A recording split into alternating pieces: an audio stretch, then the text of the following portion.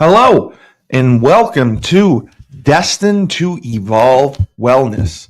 I am your host, the best podcast host in the universe, Steve Cully. And with me, as always, my cohort and partner in crime. She is a former Yukon track All American and former Olympian, and now a mommy volcano, Miss I try not to be a mommy volcano. Bethany Hart Gerry. Did I say it right? Yep, you got 2 it. weeks You in a nailed it. row. We You got it nailed right. it, Steve. We got it right. The best podcast host in the universe has the worst pronunciation in the universe. There's so many different ways these days, especially like with kids' names and the different spellings. It's tough. It's a tough world out there. It's funny just because I do a mixed martial arts show with Tyler King, and all the fighters are Brazilian or Japanese or whatever. And I completely screw up their pronunciations. And Tyler just gets the biggest kick out of it. Tyler's like, nope, you're wrong. Nope, This is how you say it. You can just say it. I'm like, thanks, Tyler. Appreciate it. That's a big help. Like but he always does that to me. So I'm learning as we go. But this is our third episode, and you have had a tremendous impact on the mommy community and the female audience, who want to know more about what you do and what goes into what you do and how long you do it for. That was one of the main questions. Was several people asked, if they work with you, what is the average length of time expected? Obviously, it depends on their issues, what they're trying to get better with, what they're trying to improve. But what's the average length of time you would say that you would spend with a client, monthly or yearly, or like, how does it work? Yeah. Well, so for the personal training work that I've been doing for 25 years, I have clients that have been with me 10, 12 years. Oh, wow. Yeah, that's still trained with me. A whole group has stuck with me through pandemic, sticking with virtuals. And I do have a couple in-person people that I see locally. But yeah, I've had some of those clients stick with me for 10 to 12 years. And then in the motherhood wellness work that I'm doing, the health coaching world, so typically I do a 3-month minimum. And I do a 3-month minimum because that's the only way you're going to see results. You can't, exactly. It doesn't happen overnight. Building new habits, which is basically the premise of the work that I do, takes a really long time. Like, we know that building a new habit, I think the average is like 66 days to build a new habit. Days. And that's doing that habit 66 days consistently. In a row, yes. Right? And it takes, and it can take a month or two to even get to the place where you're working on that habit consistently enough to start being consistent to do it for that long to use the habit, right? Because we know a habit is something that you basically can do without having to think about it. And when we don't have them deeply ingrained, we always revert back to the older habits that we're maybe trying not to do. We sure do. We sure do. Do you know anything about that, Steve? Well, yeah, I can attest to that myself. Yes. I think we all can, right? Very well. Yes. Yeah, for sure. So I do a 3-month minimum, but that doesn't mean that we're done in 3 months. So I have a lot of clients that will stick with me for longer than that. Then we just kind of go month to month, depending on what support they need. Because a lot of times we're working on one habit at a time. I really try to simplify it because motherhood is so complex. Yes. Yeah. And trying to work on ourselves and reprioritize our needs in a space where we're really prioritizing everyone else takes some time. And I basically, the number one thing I hear from clients is, I feel like I know what I should be doing, but I can't get myself to do it. Well, everyone says that do as I say, not as I do. Right. And everyone's great at giving advice. Exactly. And there's no lack of knowledge and information coming in as to what we should be doing in our health and wellness world. So I help clients take those health and wellness thoughts and intentions and actually put them into action to create habits. Right. And there's a system that I use to do that because it's Did you develop it on your own? Yeah, and I'm sure it's not. My system is unique to the work that I do, in that I've kind of pulled from a lot of different resources, like the book Tiny Habits and Atomic Habits, and my life experience to create a really simple 4-step way for moms to take those things that they want to be doing or not want to be doing and figure out a way to do the things they need to be doing to feel better, to have more energy, to be sleeping better, to not be mommy volcanoes, to, be less irritable and moody, and be able to put those into action in a way that actually fits, even in the chaos of motherhood. Well, yeah, because it's never ending. Just like you said, the laundry, it never ends. Right. And so how can we kind of prioritize the things that we need to start? I talked before about that mind body budget. Like, how can we balance that budget so we're not always constantly depleting from there, and running on fumes and in survival mode all the time? And when you take on a new client, okay, if it's not personal training, what are the biggest issues that you see them that they're dealing with that they want help with? It's usually nutrition and exercise. Nutrition and exercise. Yeah. But interestingly, a lot of moms will come to me and like, I know I should be working out. I want to try to get back to the gym 3 times a week. And the biggest thing I help clients with is figuring out the real reason why behind their behaviors. Because there's often like a surface reason for why we're not going to the gym, right? Like we're just not motivated enough, right? Like I'm just not trying hard enough. Right. Right. But when we start to really dig a little bit deeper, like, well, what's really going on? Why can you not get to the gym, even though you've put it on your schedule? And as we kind of peel back all of the layers of the reasons why, we get to a place of they're exhausted, they're overwhelmed. It's another thing on their to-do list. So then we figure out, okay, well, how can we balance the to-do list? If that's something that you really want to prioritize, how do we make that work? And maybe we start with 1 day a week. Yeah. Instead of aiming for 3. Right. So kind of breaking it down into a way for each individual person for how to make that work. And, the nutrition piece, a lot of times moms are binging on, kids' foods in the afternoon, the snack foods, the cookies and the chips and all that. And they think, well, I'll just get rid of the cookies and chips, right? Like just get them out of the house, which is really hard to do with kids, right? Because a lot of times we're putting that into their school snacks and lunches.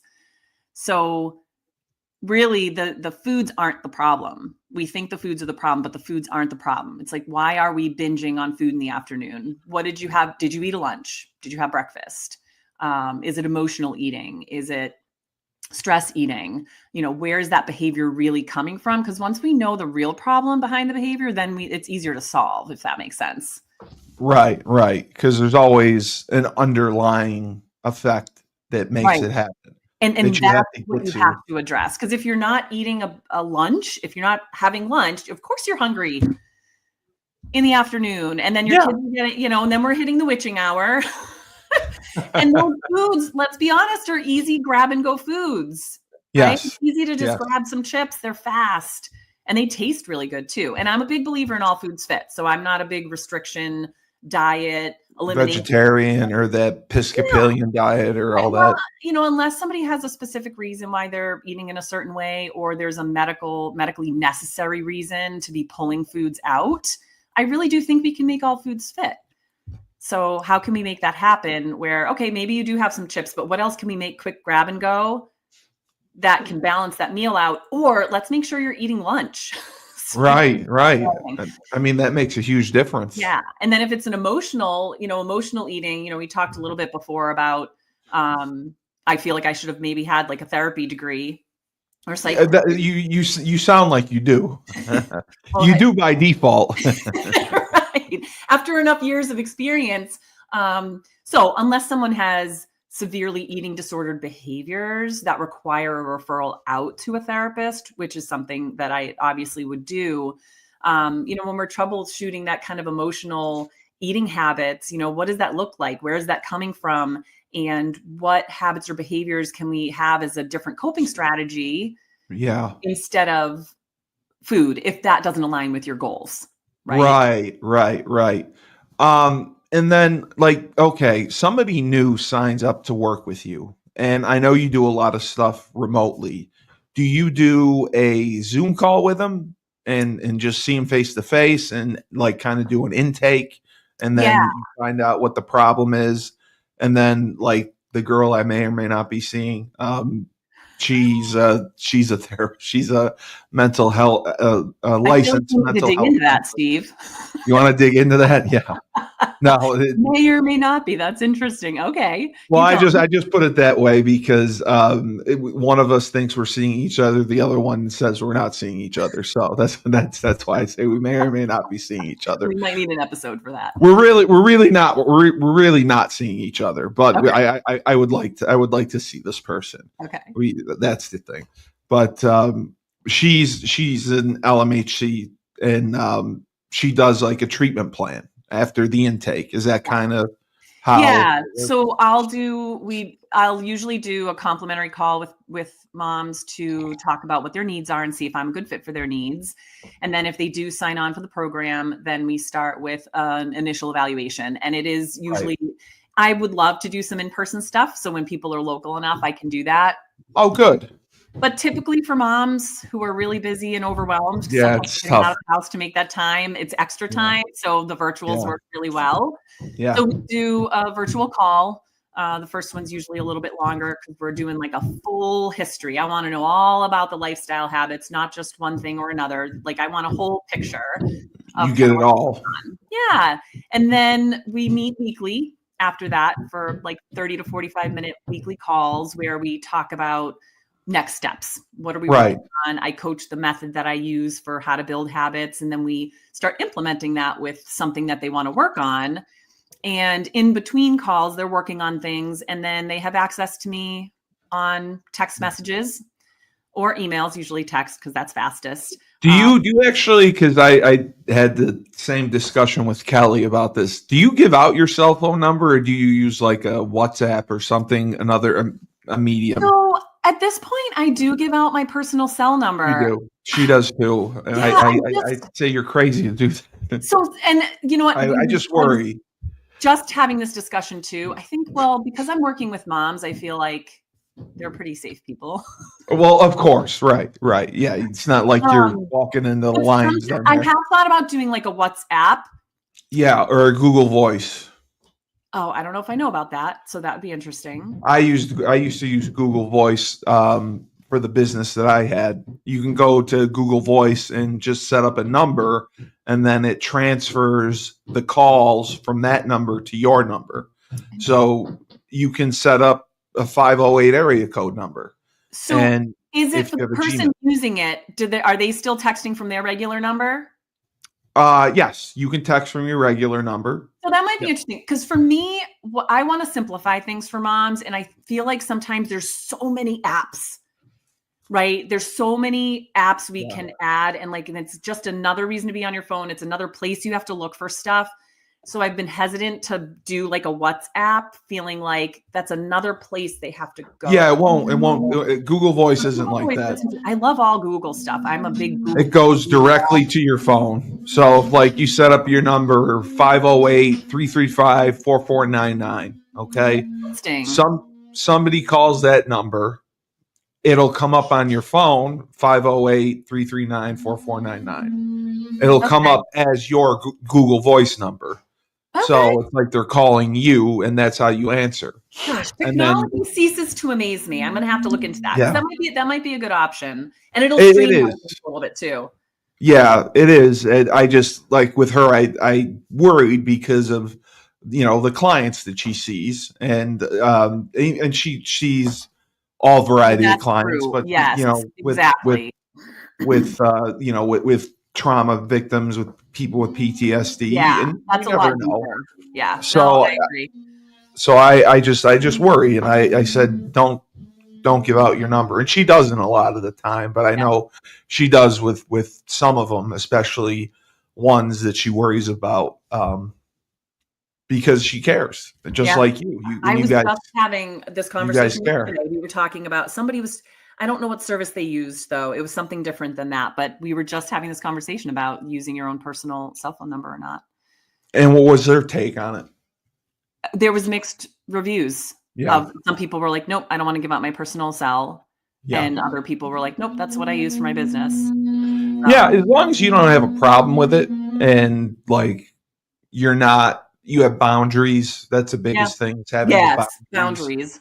There's and you're not boundaries between kids, setting boundaries with your children, setting boundaries with your cell phone.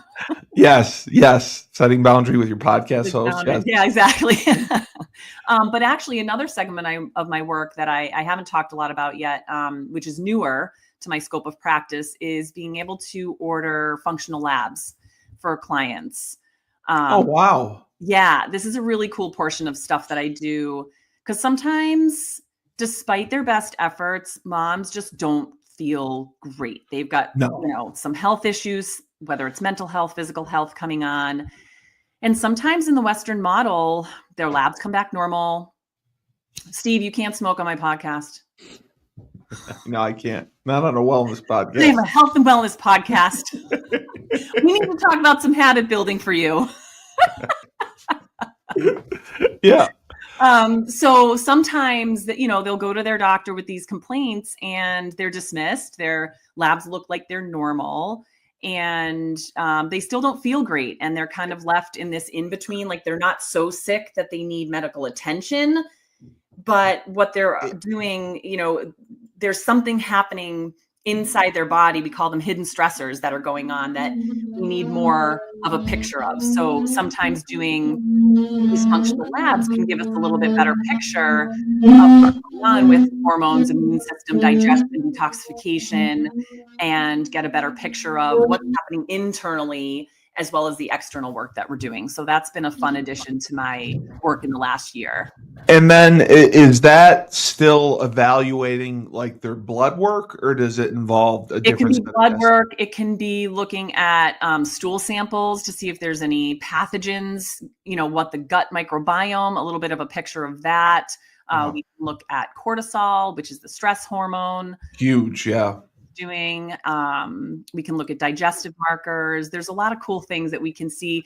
And those, we're not looking for a diagnosis. We're just looking at pieces of a puzzle. Like what can we gather for data that's going to give us a better picture of what's really going on with this person, and where we can, even from a nutrition perspective, there's certainly supplements that can be suggested.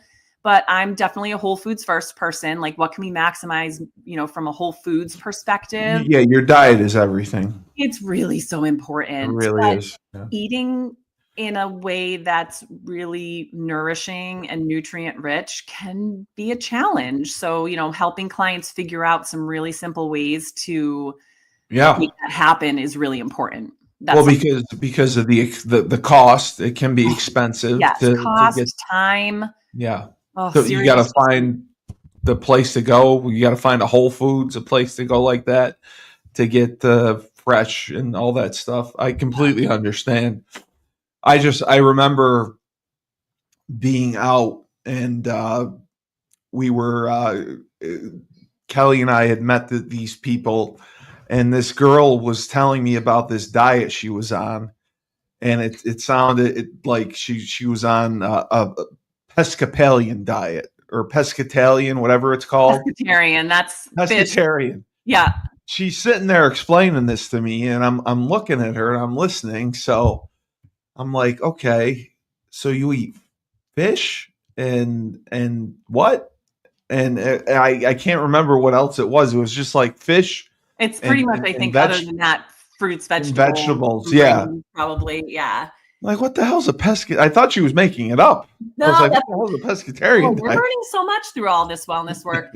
Well, and the trickiest thing for people is you need to have a lifestyle of nutrition that's sustainable. And the problem with some of these diet models is some of them aren't well balanced for the individual person's needs.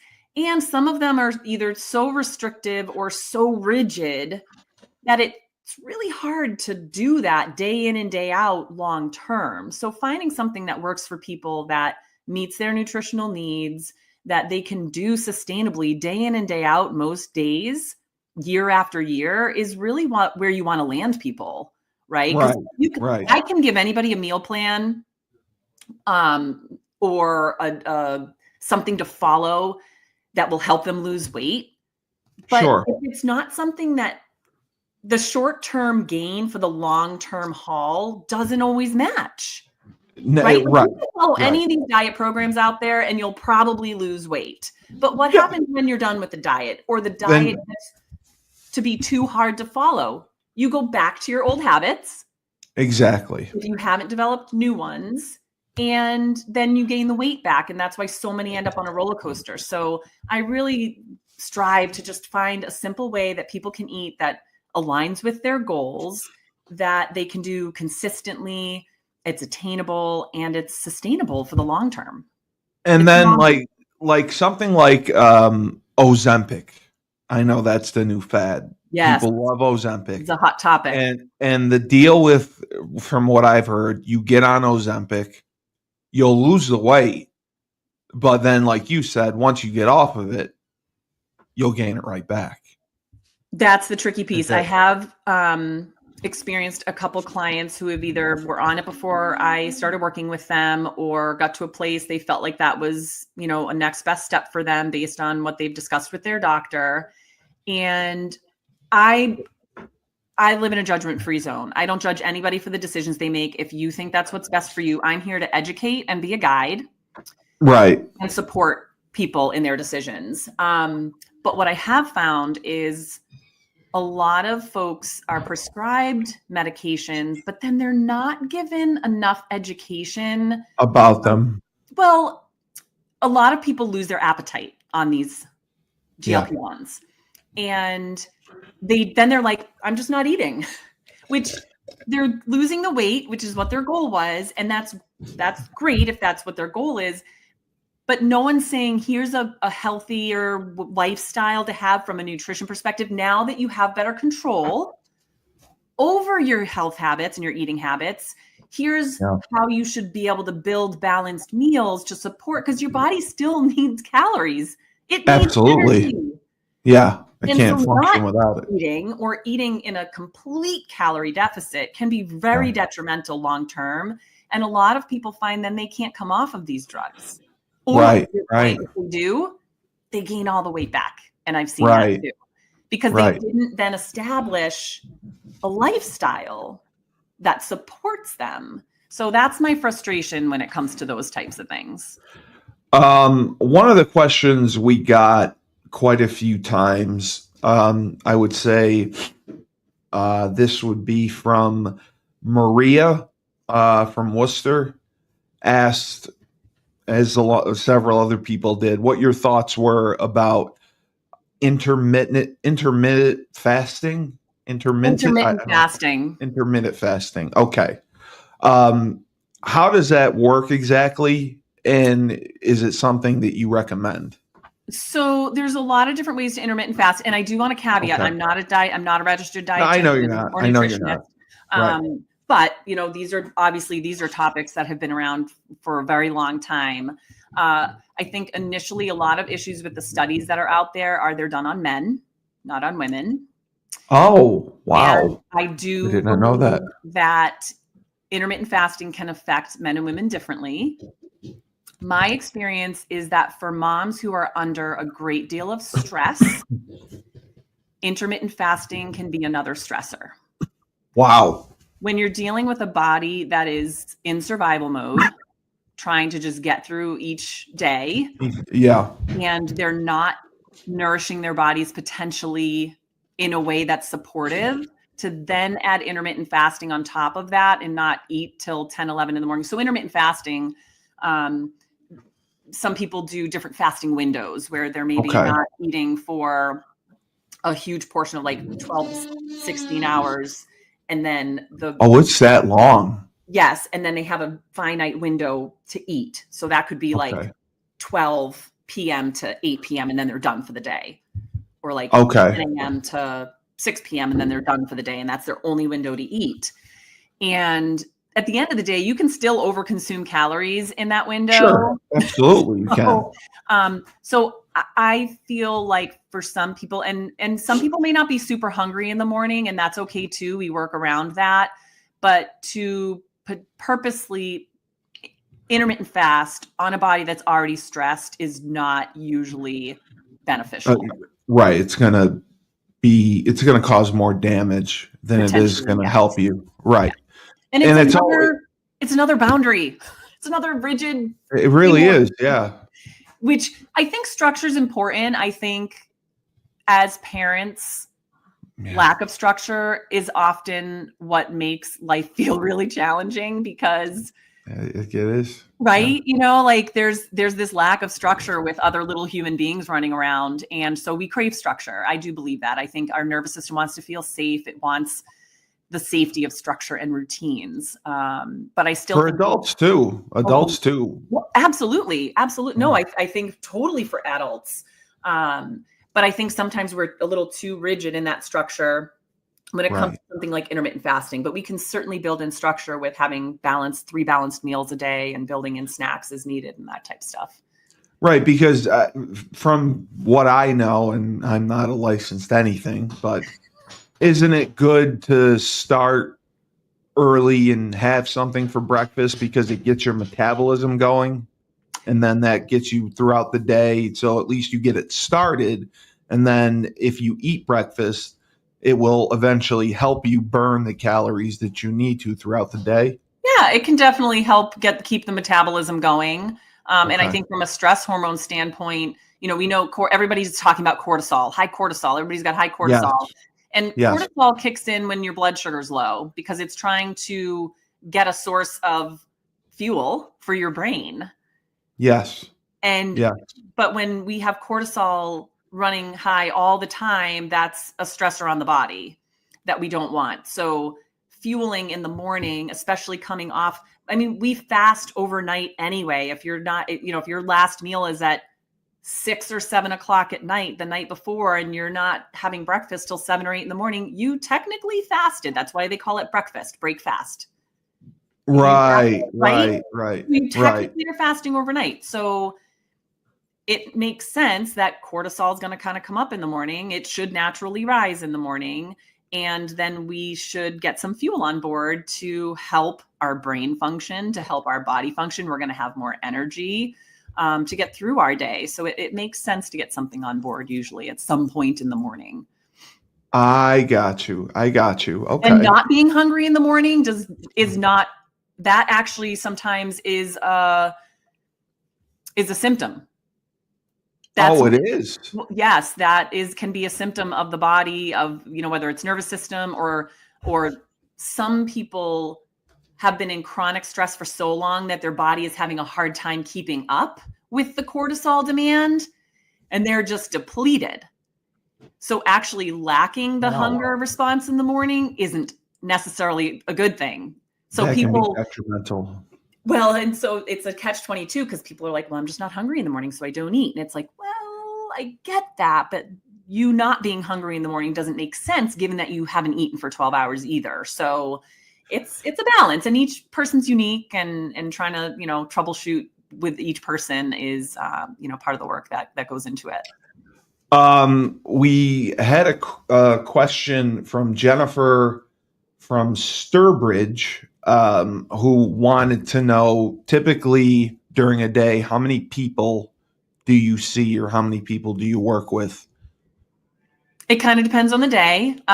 So like the most you would take on. Yeah. And I usually have a couple days where I kind of have my admin days or because when you're a small business owner, you do the marketing, you got to do it all, development, there's all this, I have to do my QuickBooks and catch them on all that stuff. So there's a lot of that kind of stuff that I have to do too. So I typically see anywhere from 3 to 6 hours worth of clients, depending on the day.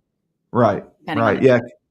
Yeah. Because Laban was talking about that with his business, the same thing, because you have to pay your own taxes and you have to pay, he pays them quarterly, he said. Yes. You have to pay them quarterly. And that's a big thing. And then I switched to an S Corp. So then I had to set up payroll for myself. And that was a whole nightmare because I wanted to you try to keep your expenses, your overhead low. But then you end up on these like Gusto is this payroll thing you can set up yourself. And my brain does not. So you're saying like if a client signs up with you and wants to pay you, they can't give you cash or write a check. No. So when the way that clients pay me typically either is through, I can take credit cards if people need to, but I typically try not to if I can. Because there's a fee involved. Yes. Involved, right? So Zelle is I love Zelle, bank to bank, super fast, super easy. Yep. They can pay by check. So then the payment method's fine. And then, but I have to, because I went from an LLC to an S Corp, this is the whole business side of things.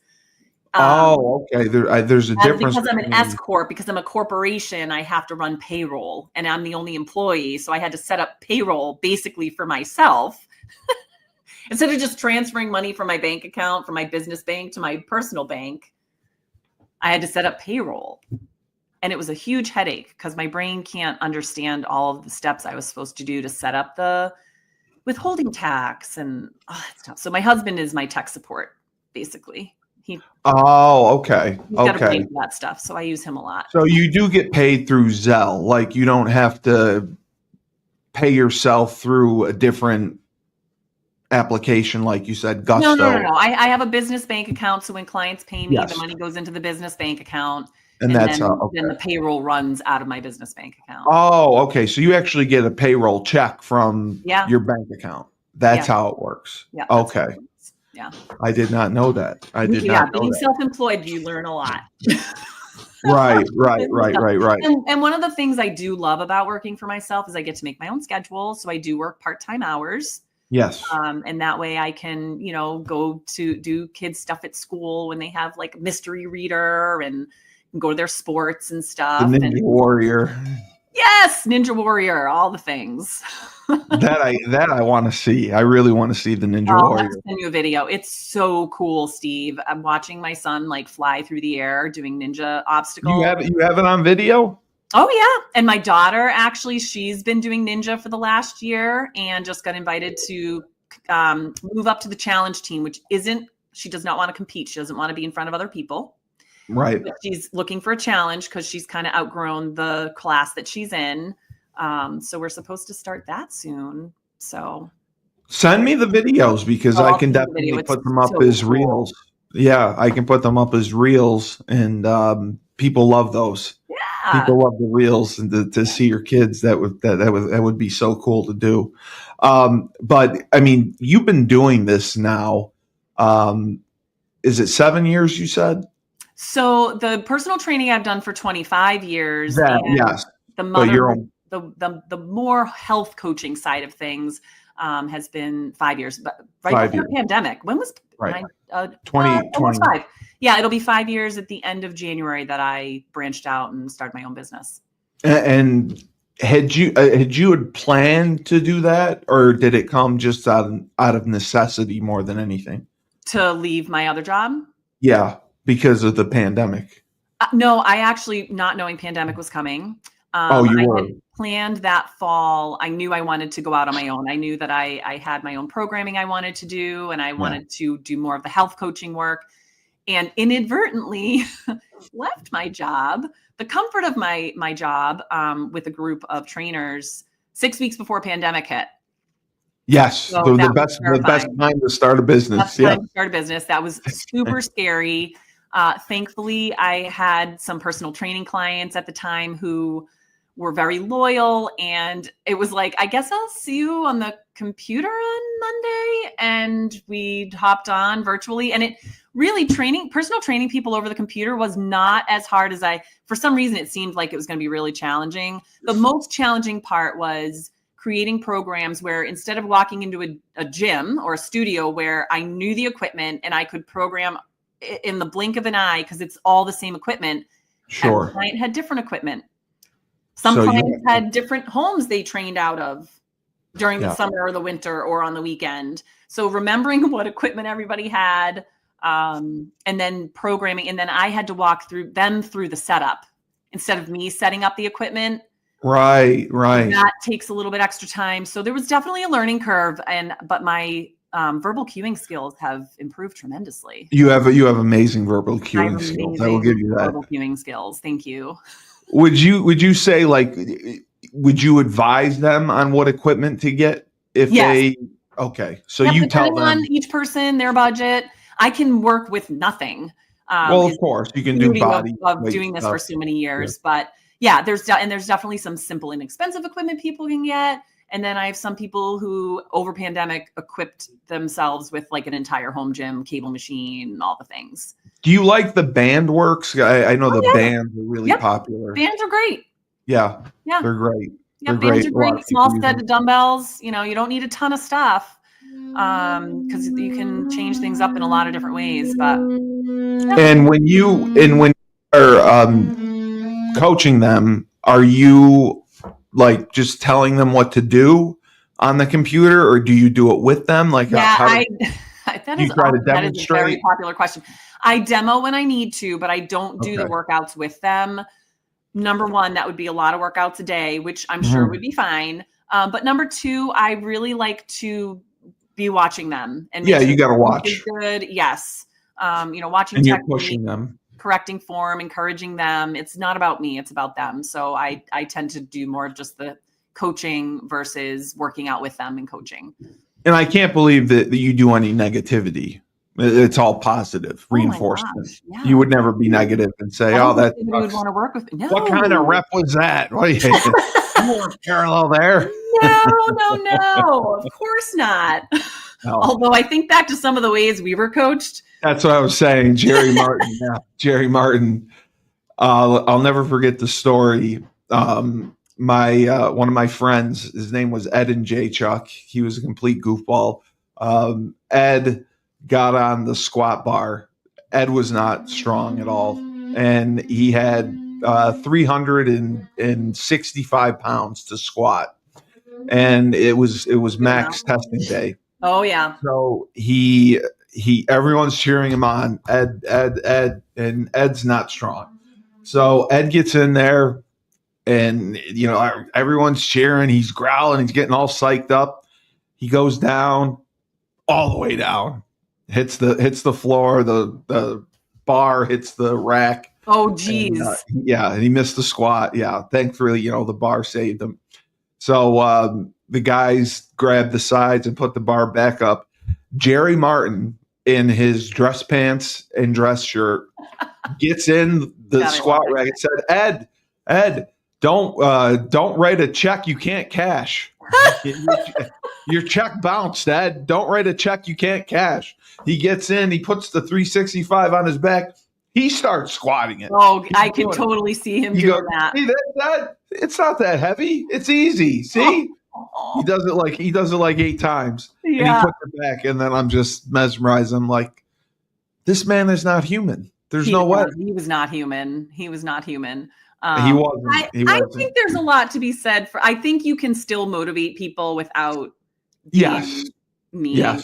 He you know what? He really wasn't mean. He was strict. He was disciplined. Yeah. He wasn't mean. He pushed us. But I always thought it was funny how he said that you don't write a check you can't cash. Yeah, and your check bounced. Yeah. And then he gets in and he just rips off freaking 8 reps on it, and like it was nothing. Rest in peace, Jerry Martin, wherever you are. Yeah. Did you get to experience? Oh yeah. You did too. Okay. Yeah, he was there my whole he was okay. And then because I know Hootie runs a lot of the stuff. She came in, I don't know what year. She definitely was there. They overlapped. Right. Yes. Because you left in 98, 99, right? 2000 was my last. 2000. Year. Okay. So that's why I was scared for you for 2 years. Okay. That makes more sense. It wasn't 1 year, it was 2 years. I still think that's hilarious. It's not hilarious. If I ever saw you, I would immediately go the other way. I was like, so. I hope I wasn't unkind. Remember we talked about. I wouldn't. Bitch faced. We never spoke. Yeah. I was very introverted in college, believe it or not. Like Yeah. I was scared of people. That was social anxiety, Steve. Okay, I'll take it as social anxiety. You just look like I was afraid of people. So I think I just carried myself in a way I like fake it till you make it type posture. Yeah, I thought you were just a complete badass, and then I saw the way you were moving around. I'm like, holy crap! Like this girl is something. Like wow, I used to love I was terrified. Because I never. You and Lissa. Yes. Lissa Bloom. Lissa could lift. She could lift. Lissa could lift. And Tiffany. Do you remember Tiffany Bates? No, I don't remember her. She was a shot putter. Oh, she was. Okay. Thrower, yeah. I just some serious weight, some good poundage. And you did overlap with was Trisha Bailey there for 1 year? Yeah. She was there. Okay. Yep. I can't remember exactly what years, but yeah, no, we were at least a few. Yeah, and she was a 800 runner. I think she said she ran the 400 or the 800. Oh God, I don't remember now. And I think she was a jumper. Was she also a? Yeah, she did a couple things, but I think it was distance from the interview I had with her. Yeah. God, I remember that interview. I was scared to death. That was the first. I always get nervous interviewing women. First of all, but why do we make you so nervous, Steve? Listen. I've always been uncomfortable around females.